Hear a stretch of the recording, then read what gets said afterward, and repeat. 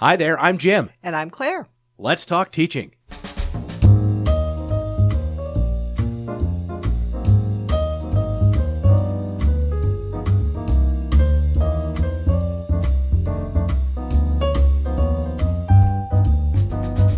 Welcome to Let's Talk Teaching, a podcast from the Center for Teaching, Learning, and Technology here at Illinois State University.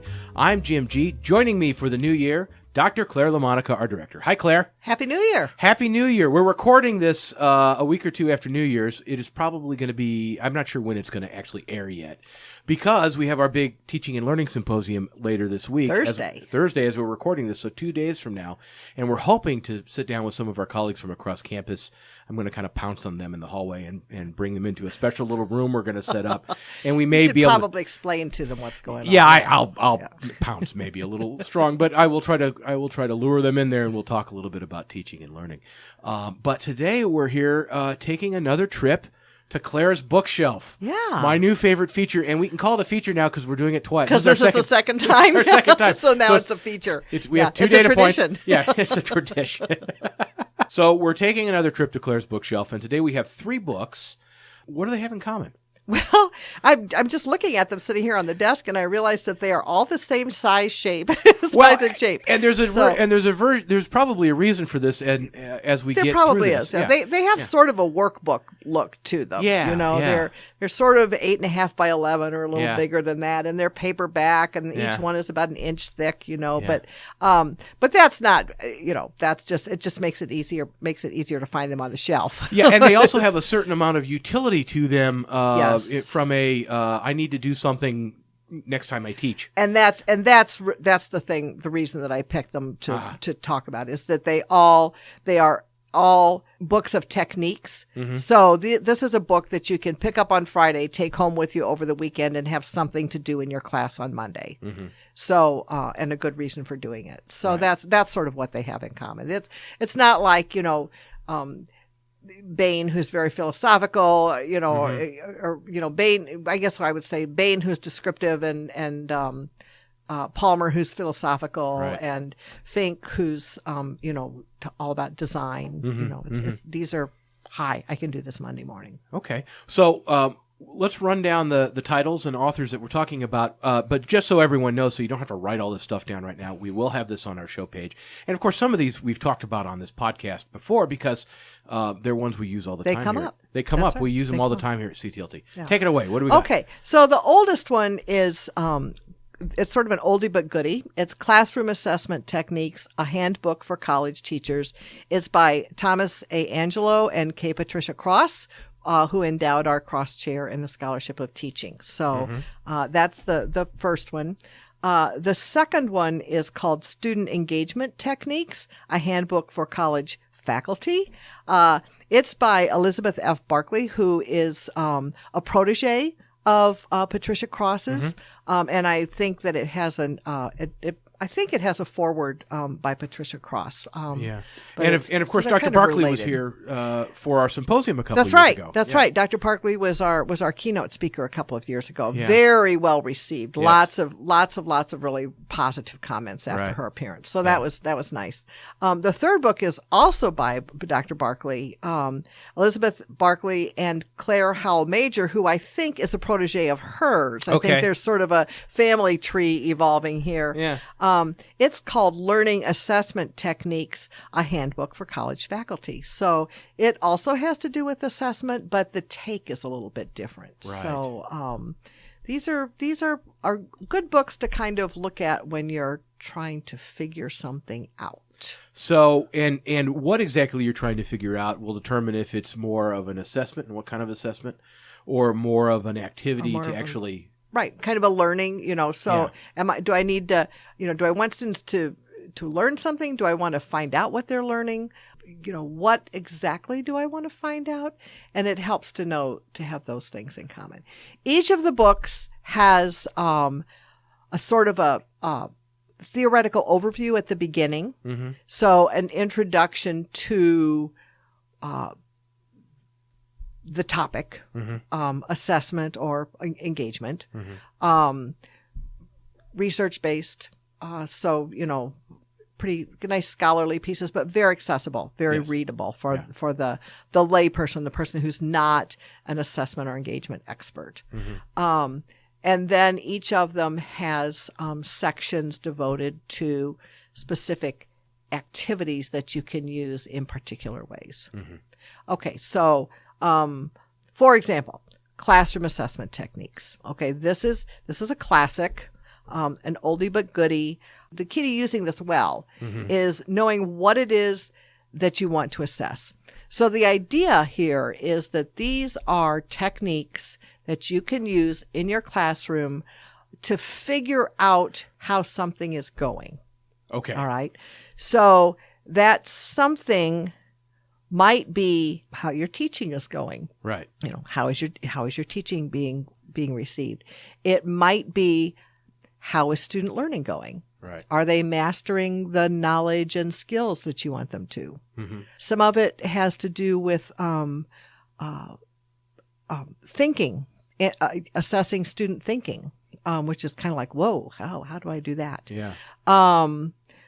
Assessing problem solving, assessing performance, but also, assessing attitudes, values, self-awareness, assessing reactions to teaching, which I said. So kind of some big categories. And the nice thing is you can kind of look at the table of contents and see the big categories. So you say, oh man, I really need to find out whether students got that lesson on cell division. Right. Yeah. And how am I going to do that? And that would be in the knowledge, in sort of the student knowledge and skills section. And you can find a technique to use to assess if students understood that lesson. Is there a particular technique out of this book that you have used? Can you give us an example? There are lots of them, but and these are the standards. These are the things that people throw around and just assume that everybody knows what they are. Okay. So if you're somebody who's standing there when somebody says, "Oh, I use 1 minute paper for that." And you're thinking, I don't know what a 1 minute paper is. Yeah. It's in this book. So what is a 1 minute paper? Yeah. Oh, a 1 minute paper is, you stop at the end of class, you stop a minute literally or 2 minutes before the end of class, and you have students, you pose a question to students and have them write in response. Or it could also be, sometimes it's called the muddiest point. So sometimes your specific question is, what was the one thing that what was the thing we talked about today that was most difficult for you to understand, or you really need me to talk about some more? Sometimes you say, what do you think the most important thing we learned in class today was? Right. Well, you get some really interesting responses to that, because you can sort of tell, who was tuned in and who was, who was not. Those are techniques that just get talked about all the time. Sure. And this book has about 200 pages worth of it. Oh my gosh. Yeah. It has 50 techniques. There you go. I just looked in the table of contents. There you go. 50 different techniques for assessing different things. And then what you do with that information, that's kind of a step that's beyond this particular book. How you actually make the adjustment then in your teaching based on what you've assessed. The last section is called building on what we've learned. Oh, so well, there you go. What are the next steps in classroom assessment? So, what am I going to do with this information? So that's kind of at the end, it sort of pulls things together. It does have that sort of guide for you. Yeah. Okay. Yeah. All right. So what about our next book? Okay. The next book is called Student Engagement Techniques. This also has, dozens of specific sort of things you can do. Once again, you want to know what it is that you're trying to accomplish. All right. So it has strategies for fostering motivation. It has strategies for promoting active learning.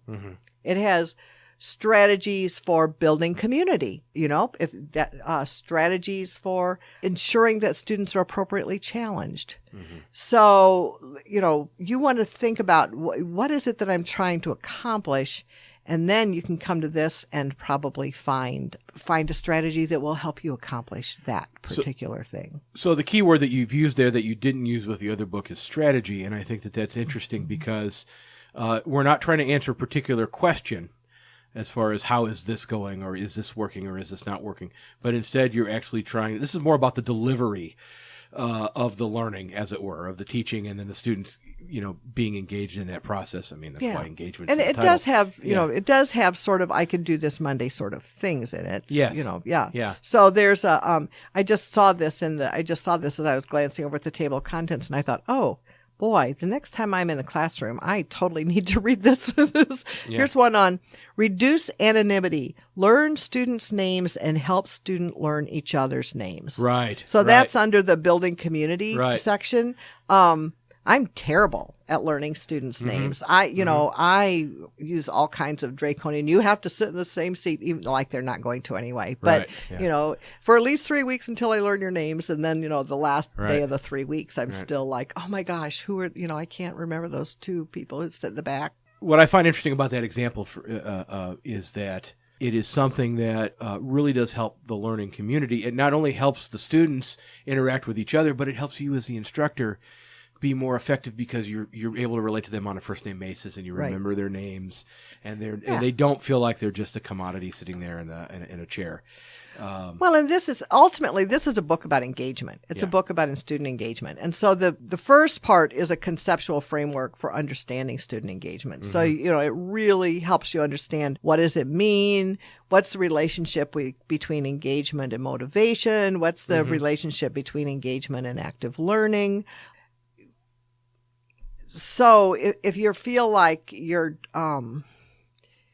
teaching a class where people just aren't engaging with you or with each other or with the content, this gives you sort of some theoretical reasons why that might be happening, but it also gives you some concrete strategies to use to help overcome that problem.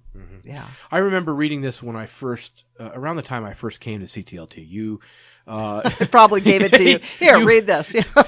you gave me a sizable portion of one I gave shelf. You a stack of books. Yes, to go through, and I skimmed through most of them. I will admit. That makes me happy. And I've gone back to this. I should say this one in particular. When I do consultations with faculty members after a midterm chat, this is one that I recommend to them. Hey, there are some things. This thing that we discovered as part of the assessment, which was the midterm chat, the assessment of teaching.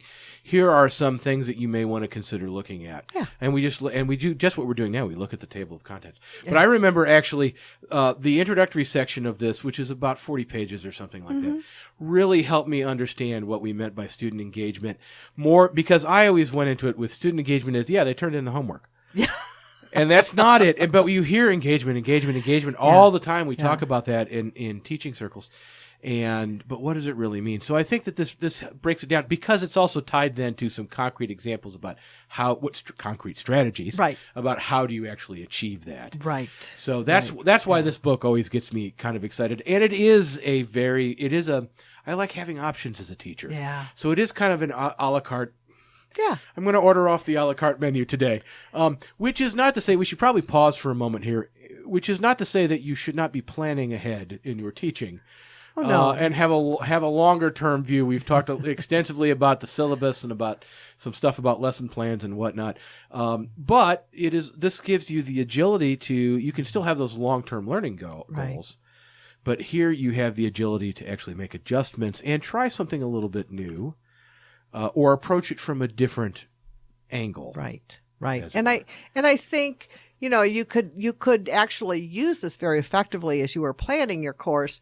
If you think, okay, so in this class, it's going to be really important that we have a strong sense of learning community. It's really important that the students feel connected to each other, feel connected to me. So I'm going to devote some time to developing that. And, look, here's a whole list of strategies. I don't have to do the same thing over and over again. Right. So everybody's rolling their eyes and going, oh, gosh, she's, building community again. Yeah. There's a lot of different options here that you could weave into your course over the course of the first few weeks or maybe the whole semester. And I mean, a perfect example is the icebreaker. How many icebreakers are students doing the first week of class?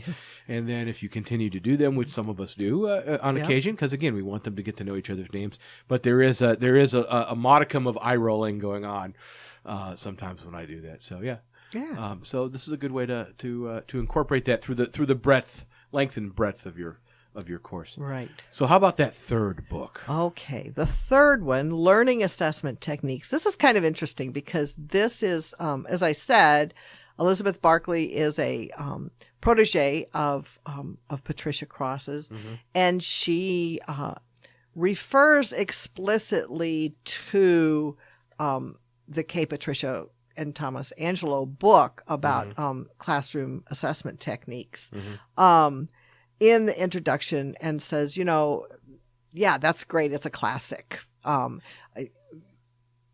But time has gone on. We've learned some more stuff. So here's some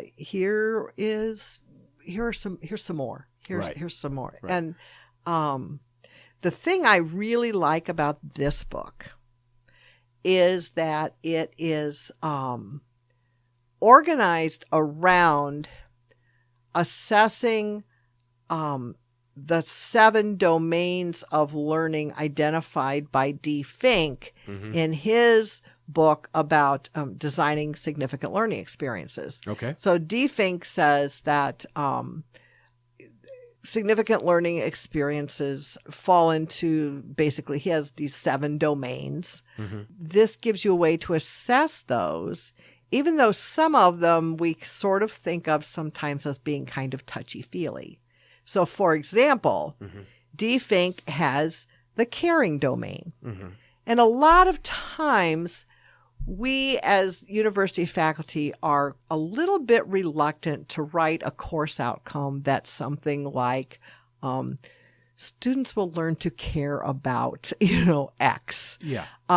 Or even, if you're teaching a music appreciation course, probably the main goal of that course is that students are going to come away with a greater appreciation for music. Right. But I think a lot of times people are like, yeah, but I can't assess that. Yeah. I can't tell if they really have a greater appreciation for music. Right. But this offers some strategies for, yes, assessing that kind of learning. Yeah, and it's not, sorry to stress, it's not just within the humanities. I mean, no. I know there's a course on campus that is essentially about getting students to care about chemistry. Yes. And getting students to understand how it affects your life, really. Well, in any entry-level chemistry course, you want that to be a learning outcome for that course. You want students to come away wanting to know more about chemistry. Otherwise, that's the last chemistry course they're ever going to take. And, and in 2 years, they're not going to be able to tell a mole from a molecule. Right. So, what was the point? Exactly. So it's not limited just to those of us who tend to teach in what may be considered more the touchy-feely disciplines. Right. So. No, any discipline, any hard, quote unquote hard science or whatever. Right. We also want students to, Ken Bain says caring comes first. If they don't care about what they're there to learn, then they aren't going to learn it. Sure. So, in essence, in some ways, our first job in any course is to get students to care about the content. And yet, knowing whether we've done that is really, most of us just kind of scratch our heads and go, I have no idea. Yeah. I have no idea whether they care more now than they did before. Right. Yeah. Right. So anyway, hard techniques. I will tell you that I've used this book in my workshop on course design, and it's very prescriptive. To the point of, there are steps in preparing for these strategies, like, copy the handouts. Okay. So it's that. Yeah. Sure. And so, it's very detailed. Yes. Which I think some people really appreciate. Yeah. And some people are like, seriously, you thought you had to tell me to copy the handout. Yeah. So I've had both of those reactions in workshops. Sure. I have a great appreciation for this book, and I'm willing to overlook that or B, ignore it. Yeah. Yeah. I'm not actually going to copy the handouts. I'm going to put this in the LMS, or something like that. It's whatever. Right. And that doesn't bother me at all. And I think, and I don't think it would bother Elizabeth Barkley either. No, I don't think it would. And I think Student Engagement Techniques, her other book, is a little bit like that too. Some of the steps and whatnot. And I always got the impression that from a very practical standpoint, if I had a graduate assistant that was helping me prepare this, I would actually need that stuff. So Perfect. I think some of that is in there because we realize that we're not the only ones that are preparing for our course. Right. Teaching wise. Right. So a lot of times we have a team. There's a whole team involved in teaching this course. So, yeah. So 3 great books to kind of give you some new ideas, or if you have a particular itch that needs to be scratched or a particular question that needs to be answered, or you just want to think of a different way of doing something. Yeah. I'm so tired of doing X this way. I do it the same way every semester. I have the same icebreaker every semester. And now everybody in my department uses it. It used to be a great icebreaker, but now my students are doing it 4 times on the first day of class. Right. Like I said before, eye rolling. Different. Yeah. So it's a good way to kind of refresh and renew and whatnot as we begin this new year. But it's also something, again, these are touchdowns that you can go back to throughout your teaching for the semester. Absolutely. Anything else we need to know about these books? They are all available in the CTLT Resource Commons. Oh, yes. I say that with the caveat that Classroom Assessment Techniques is our most likely book to wander off. Yes. So we go through, many copies. We go through many copies of this. So it's not always in the Commons, but if we've replaced it recently, it is. Yes. Yeah. It's a testament to how popular it really is. Yeah. So there you go. It is. So, but they're all there, and there are multiple other copies, around the building. So, you'll probably hear, you can borrow one from somebody. We can connect you. And I know Milner has all of these. Yeah. Milner has them. All of them as well. So they are available to you. Claire, this has been great. Thank you so much. Thank you. It's nice to be back. And you've been listening to Let's Talk Teaching, a podcast from the Center for Teaching, Learning, and Technology. You can go to ctlt.illinoisstate.edu, click on the podcast link. You'll find today's show page and past episodes you may want to listen to, including one where we talk about Dee Fink's book. For Claire LaMonica and everyone here at the Center for Teaching, Learning, and Technology, until we talk again, happy teaching.